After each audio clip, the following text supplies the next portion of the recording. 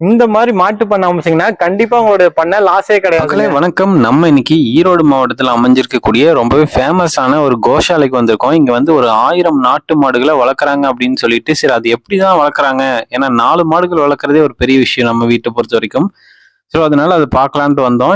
So இங்க வந்து எனக்கு பிடிச்சது எதுனா எந்த ஒரு மாட்டுக்குமே பெரும்பாலும் மூக்கணங்கயிறோ அல்லது வந்து கழுத்து கயிறோ கட்டுறதில்ல. ஒரு சில மாடுகளுக்கு மட்டும் மூக்கணங்கயிறும் கழுத்து கயிறும் கட்டியிருக்காங்க.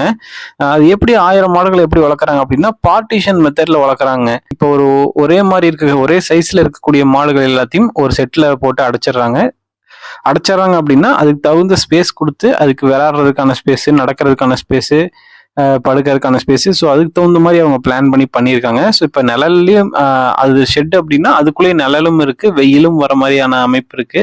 ஸோ இப்போ வந்து பார்த்தீங்கன்னா 2 பார்ட்டிஷனை கனெக்ட் பண்ற மாதிரி ஒரு ஸ்பேஸ் இருக்கு. ஸோ அதுல வந்து நடந்துட்டு போய் இந்த பக்கமும் தீவனங்கள் கொட்டிக்கலாம், அந்த பக்கமும் தீவனங்கள் கொட்டிக்கலாம்.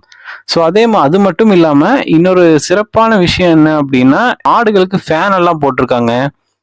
வெயில் காலங்கிறதுனால இல்லை எப்பயுமே ஃபேன் இருக்குமா என்னன்னு தெரியல, மாடுகளுக்கு ஃபேன் எல்லாம் கூட போட்டிருக்காங்க.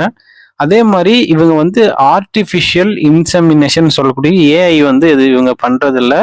ஸோ முழுக்க இயற்கை முறையில தான் வந்து ரீப்ரொடக்ஷன் பண்றாங்க. எப்படி அப்படின்னா, ஒரு பேட்சுக்கு ஒரு காளை அப்படிங்கிற மாதிரி உள்ள விட்டுருப்பாங்களாட்டிருக்கு.